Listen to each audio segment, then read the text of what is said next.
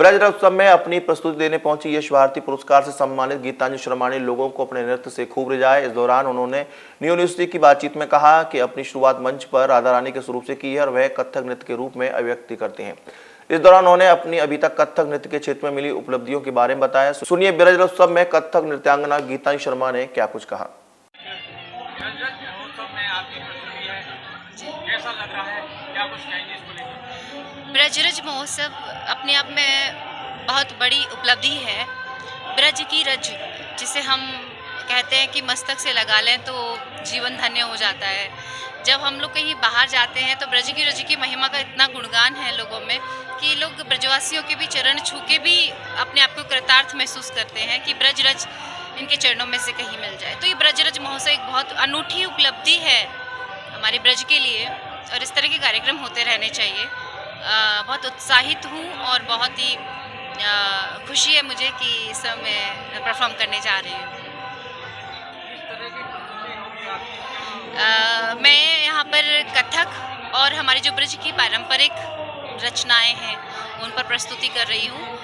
कथक में हम लोग कुछ शुद्ध कथक नृत्य करेंगे और एक हमारे श्री वल्लभाचार्य जी की एक कालजयी रचना है मधुराष्टकम, वो प्रस्तुत करेंगे। और कथक में ही हम कृष्ण भगवान की लीलाओं का चित्रण करेंगे, जैसे कि कृष्ण जन्म है, फिर माखन चोरी, उसके बाद कालिया मर्दन और मणिहारी लीला जिसमें कृष्ण भगवान चूड़ी बेचने के लिए जाते हैं, और महाराज द्रौपदी चीरहरण का भी एक दृश्य है।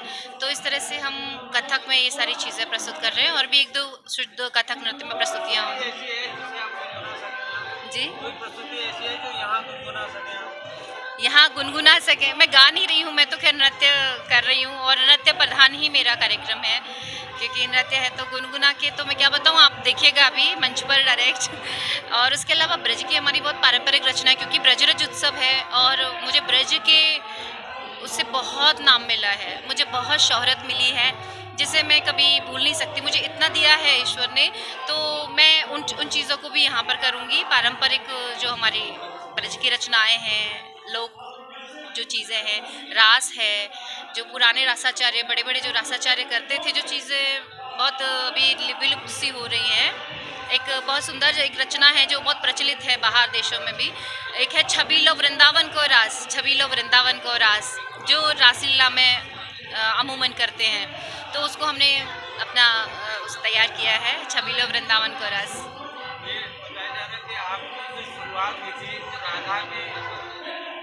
हाँ जी, जब बहुत छोटी थी तब से ही मैं राधा का ही रोल करती आ रही हूँ। कुछ ऐसी प्रेरणा रही, ईश्वर का कुछ ऐसा आशीर्वाद रहा कि वो ही करती रही। और 2002 में मुझे माननीय अटल बिहारी वाजपेयी जी के समक्ष भी प्रस्तुति करने का मौका मिला, जिसके लिए मैं बहुत आभार व्यक्त करती हूँ मेरे आयोजकों का, या जितने भी मेरे आसपास लोग हैं, वो उनका सपोर्ट के बिना वो संभव नहीं है।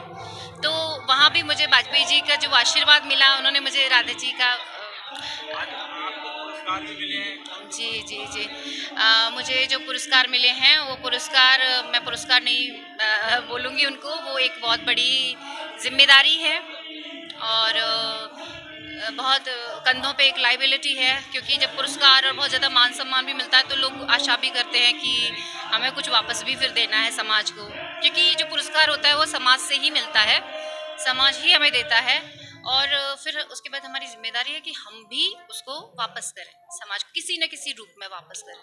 क्या मथुरा के लोगों से क्या अपील मैं यही करना चाहती हूँ कि ब्रजरज उत्सव में क्या, मैं जहाँ भी जाती हूँ मैं यही कहती हूँ अपने मथुरा के लिए। मेरे कितने सारे आर्टिकल्स हैं जहाँ मैं ऐसा बोलती हूँ कि मथुरा के हर घर में से गीतांजलि शर्मा आनी चाहिए। और मैं सबको ये भी संदेश देना चाहती हूँ जो बच्चे इस फील्ड में आगे करना चाहते हैं कि वो प्रॉपर ट्रेनिंग और गुरु के डायरेक्शन में ही आगे बढ़ें और पूरी तरह से शिक्षा लें उसमें, क्योंकि आधा अधूरा ज्ञान आपको कहीं एक जगह पर नहीं पहुंचाएगा। और ये अपने आप में एक एजुकेशन है, ये सिर्फ डांस नहीं है। हम इसको एक एंटरटेनमेंट के लिए सोचते हैं या हम सोचते हैं कि ये मनोरंजन के लिए है, ये सिर्फ उतना नहीं है। नृत्य अपने आप में एक शिक्षा है, आप इसमें पीएचडी भी कर सकते हैं। इंडिया गवर्नमेंट और स्टेट गवर्नमेंट इतना सपोर्ट करती हैं क्लासिकल आर्ट फॉर्म्स को। बताया जाता है कि आप जब राधा का रूप करती थी तो आपके पिताजी आपको रोकते थे। हाँ जी, बिल्कुल। और मैं आपको एक और चीज़ बताना चाहती हूँ, राधाष्टमी को ही मैं पैदा भी हुई हूँ। मतलब मुझे तो बहुत साल बाद पता चला, क्योंकि मैं तो डेट के हिसाब से ही जन्मदिन मनाती थी। तो राधाष्टमी को जो मैं, तो ये कहीं ना कहीं एक संयोग है, महासंयोग है कि मैं बचपन से अब तक राधा का जीवन जीती आ रही हूँ। बड़े बड़े लोगों ने, चाहे हमारे प्रधानमंत्री मोदी जी क्यों ना हो, जब भी उन्होंने मुझे गुजरात में बुलाया, जितनी बार भी मैं गई हूँ, तो वो हमेशा मुझे राधा जी ही कहकर बुलाते थे। तो ये कहीं ना कहीं मैं कहती हूँ कि राधा जी की, महारानी की बड़ी कृपा है। श्रीमती राधा रानी जी को मैं यहाँ से प्रणाम करती हूँ, और बांके बिहारी जी जिनकी मैं अनन्य भक्त हूँ। तो बस इसी के साथ हम शुरुआत करेंगे।